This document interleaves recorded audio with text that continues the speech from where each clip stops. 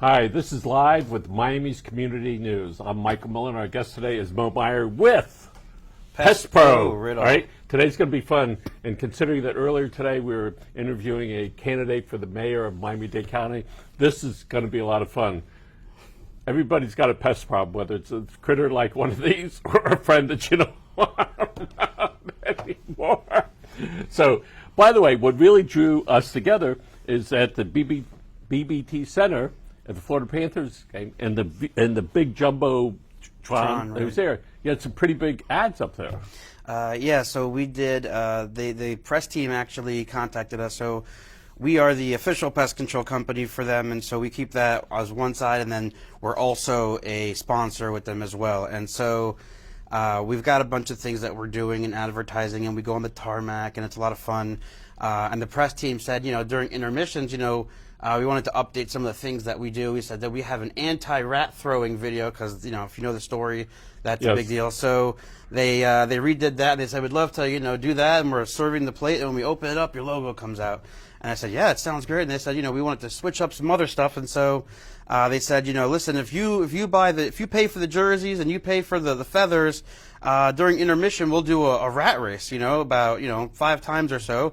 And so, we'll pick 3 lucky fans, kids, youth, and we'll put them in there, and we'll do a whole rat race during the break. And so I was like, yeah, that's great, and it was super cool to see. They just did the first ones now. So we just did one on the 5th. We're doing another one on the 21st, one on the 30th, and then on April 2nd. And they close out on the 4th. And they call it the rat run? And this is the Pest Pro Rat Race during intermission. And it's super fun. These kids love it. So should I go there for the game or for the intermission? No, listen, it's awesome. I mean, these kids are loving it. People are, cheering them on. It's really cool, and it's cool to see your brand up there.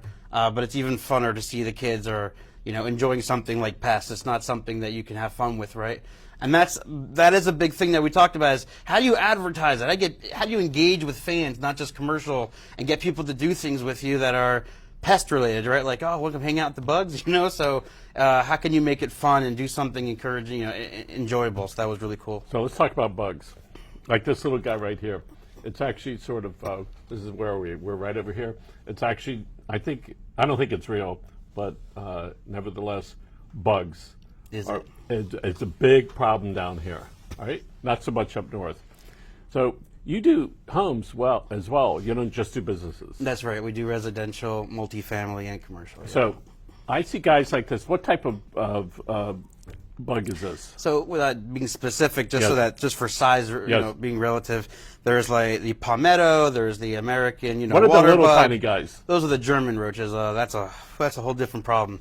But the big guys, these are like lone soldiers typically. They're just coming in for some shelter. Probably just rained real hard.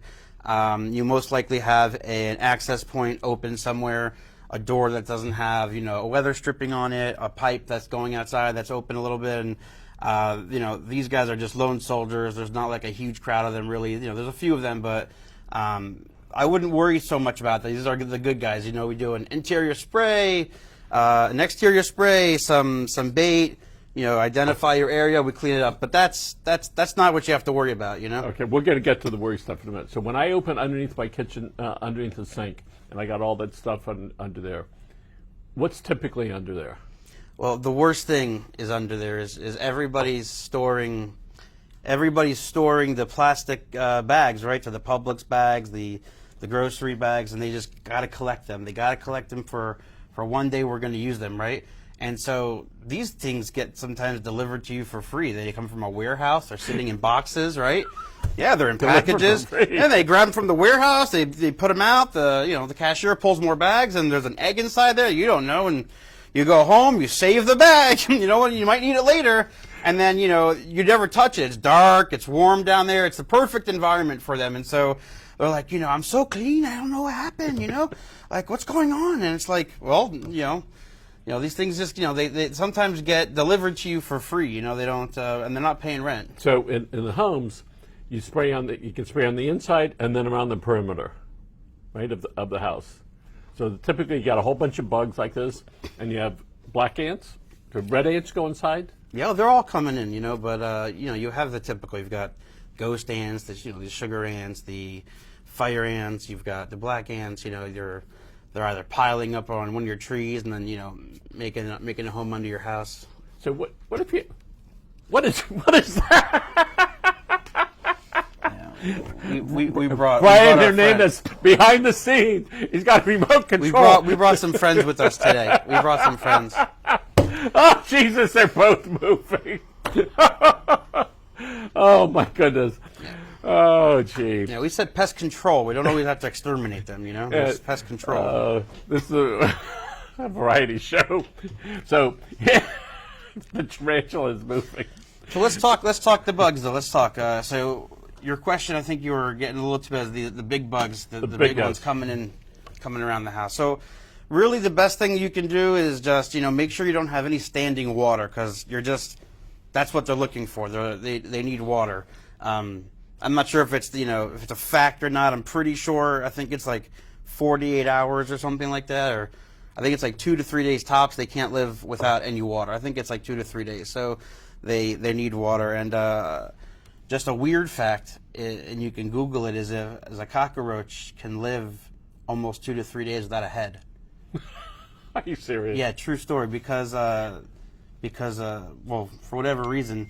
But it's just because they don't have a head, so they can't drink water, and so they actually die of dehydration. Well, and that's a true story. Okay, yeah. Let's talk about these guys. Rats. And we had some rats that were running around in our attic, and it wasn't bigger. And we put out some poison, and they died in the walls. Rough. I think it was at least 10 days that it smelled. What should we do if we have rats, mice, the rats running around the house? So obviously you have mice, house mice, and then you've got roof rats or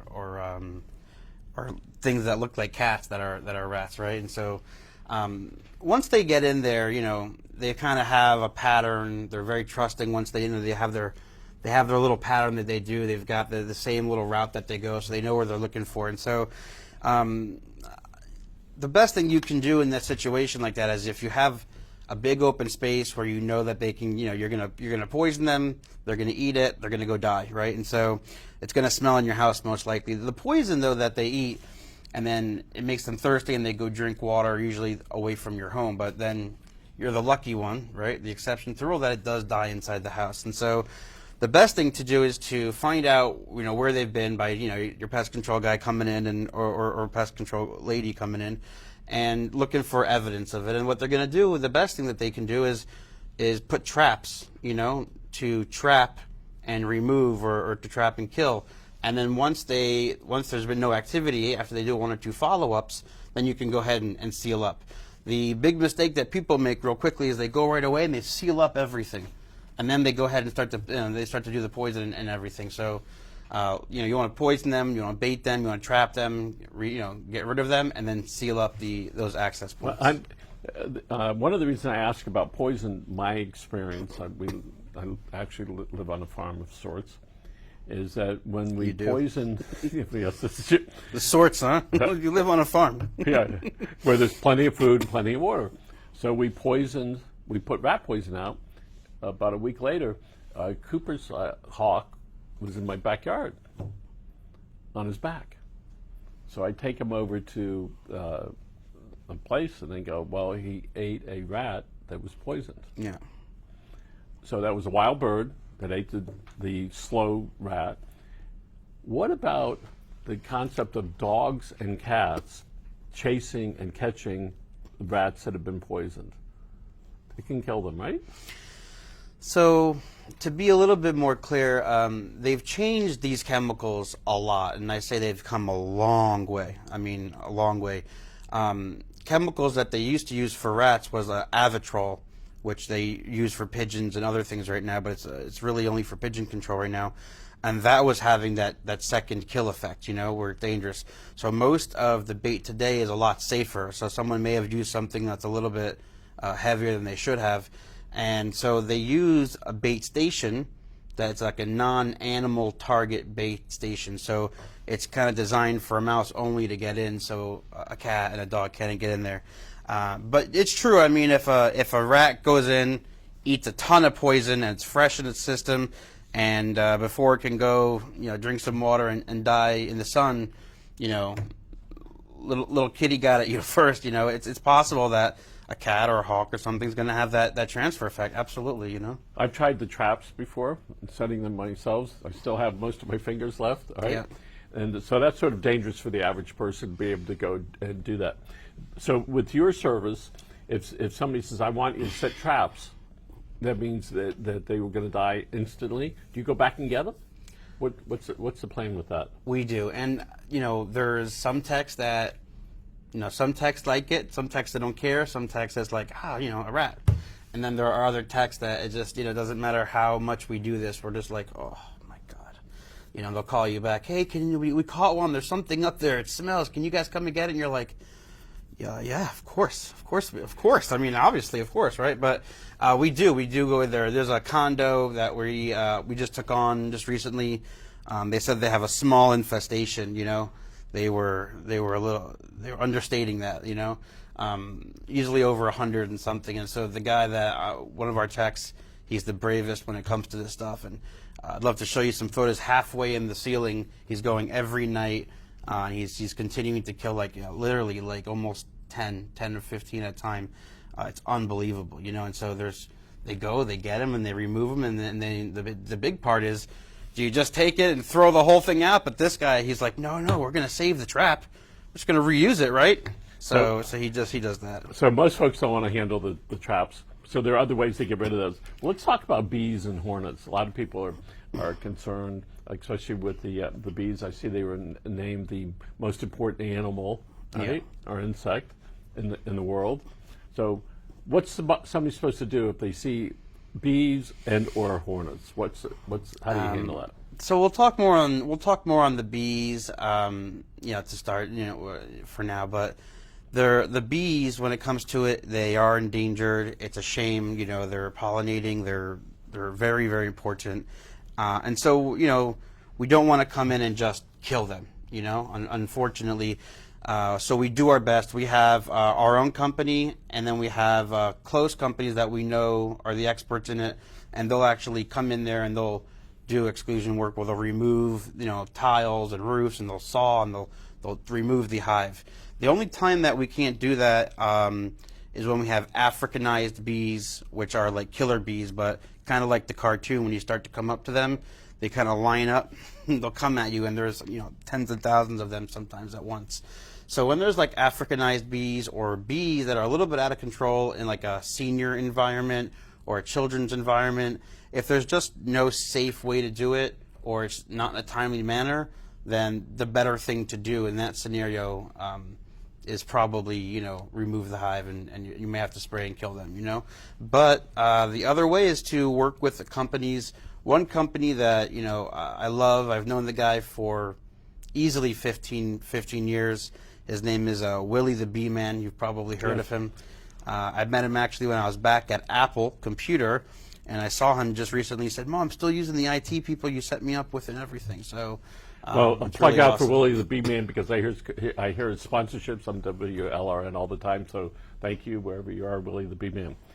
So most people, I think, really don't want to spray themselves, but yet I see people at Home Depot buying the cans of spray and they go around spraying it. Why should somebody hire a pest control service versus going down the street to a big box store and buying the that's a poison? Really, really good question. Number one, they shouldn't be handling poison. Period. There's just so many safe keeps that you need to do to prevent spills and contamination and the children and other people from coming there. The other thing is that it doesn't always matter the chemical. I mean, there's a variety. They all kind of do the same thing on one level or another. But the important thing to understand is it's about placement and knowing what you're doing. So just because you're spraying everywhere, the chemical you're using might just be a repellent type of chemical that kills a little bit. So it's really just a matter of, not what chemical, it's about how you use it, in general. And so where you put the bait and where you're spraying it and how you're doing it is so important. And so for someone to go out and spend a bunch of money on poison and potentially affect or endanger somebody else, when you can call a company out there to kind of do it right the first time and make sure everybody's safe, is much better. Another thing I wanted to talk about on that note is that kind of like we talked about these big roaches and the German roaches, there's really a different treatment for them. See, the big roaches, those are those palmettos, those big roaches we talked about. Those are like the lone soldiers. They came in, so you're trying to kill them. Some fly and some guy. And so these are not social insects. The German roaches are social insects. In fact, when describing German roaches and mice, if you didn't say the names, it almost sound alike, their behavior. So German roaches are a social insect. They feel comfort and security in rubbing against each other inside the walls and everything, and they live inside the sockets and behind the walls. So for these guys, they're not social. So with these, you have a spray. It's a knockout. They come in touch with it. They die. They're upside down. You're done. With the German roaches, if you're seeing one, you've got hundreds, if not a lot more, inside your outlets, behind the walls. I mean, it's bad. And so when you kill those few, if you just use the same spray that you get at Home Depot or something, the problem is that you're not getting rid of the problem. With these guys, that would work. That's fine. But with the German roaches, when you kill a few, you're kind of doing yourself a disservice, because if you didn't kill them and you used the right bait, then they would eat the bait and take it back, and then they would get sick and take it. Instead of getting a knockout right away, this is the opposite. It doesn't kill them right away. So it takes them a day or two, they get sick, they have like a fungi that grows on them, and then they rub against each other, and they kind of take each other out, right? And so you want to do that when it comes to German roaches. It's a huge problem. They're behind there. And dead roaches in general, they cause a lot of asthma, and a lot of people don't know that. So for German roaches, you don't want to always just kill them, because the one that you just killed, you killed one, but if you use the right bait and chemical, that one would have killed off like 15 more for you. So you got to do it the right way. So people frequently say, Michael, why should we hire your company, your marketing services, to do the work? They say, well, we could do it ourselves. I said, yes, you sure could. And do you own a home? Yes. Do you paint your own house? No. I said, you could go to a big box store and buy the paint where the painter does. And so you can do it yourself, or you can hire somebody to do it. So we tell people you can do it yourself or hire a professional. You guys at Pest Pro have really large clients, and then you have homes from all the way from Dade County, all through Dade County, to Broward, up to Palm Beach. Yep. From hotels. So and hockey places. Yeah. So we go from, I'm not sure, we talked about it already, but we go from Medley, which is, actually we go further. We go from Florida City. We do pigeon control and pest control and commercial and large office buildings and warehouses and medical facilities. We also are Cano Health throughout Florida. We do all their facilities here as well. Cano is a huge company. They're growing really, really quickly. So we started in Florida City. We go all the way up to Riviera, which is like way North Palm, right? And then we go to Weston area. And we do everything from a small 300 square foot studio apartment all the way up to several million square feet plus warehouses and facility, like Bang Energy, VPX Bang, they have massive warehouses. So lots of homeowners want to know that the people that are coming in their house to take care of their air conditioning, their floors, their furniture, whatever it happens to be, that their background check's done on them, so they feel comfortable with that. So how do you make sure the people that are working for Pest Pro are really good people? Yeah, so the way it works is that it's actually a really strict policy when you're applying and you're getting an applicator. You have to, they can't do, you're not even allowed to do W-9. You have to be a W-2 employee. You have to actually submit an application for them to the state, and then they do actually background checks, so like criminal records and other things that show up on the record, they would actually be denied a license. So in order to become a licensed applicator for a company, you have to have been background checked and had a clean record. I see that we're coming to the end of this. I did want to show this is a wonderful T-shirt, and this could be for a guy I know by the name of Levy. This might be for him, and then for our grandson Benjamin, this is going to be for you. Very nice. Thank you very much for that. And for our granddaughter in a couple of years, terrific. All right, nice shirt. right? Yeah, these are great for them. They'll love it. The big shirt, it might not fit Levi in size. It might be a little bit too big for him physically, but it will fit his ego. Okay, that's perfect. And I do love all these little critters here Yes, that are coming alive over here. Thank you so much, Brian. And, Awesome, and yeah. also, you have a very active website. Congratulations on that. You're on Facebook. And we have over Facebook, here. Twitter, Yep. Instagram, radio, WQ, AM, The Morning Joe. And you're starting a big marketing campaign. Good for you for doing that. Yeah. Congratulations on the Florida Panthers. That's a big deal. Yeah, thank you. My partner Kevin and I have been working really hard with these companies and making sure things are going really smooth, and we're loving it. We're loving the partnership. And by the way, I've heard good things about you because I watch you. I follow you on Facebook, so good for you. We're going to say goodbye. Where are we? We're right over here. Again, this is Moe Meyer with Pest Pro. All right, look them up on. I don't need to say look them on Google because you know to do that on Facebook. To look all over. And folks, have a great day. And we're going to say goodbye. And here's the guy also saying goodbye. Right. Brian's having way too much fun over here. Thanks for having us. We really appreciate it. You can keep the spider. Yep.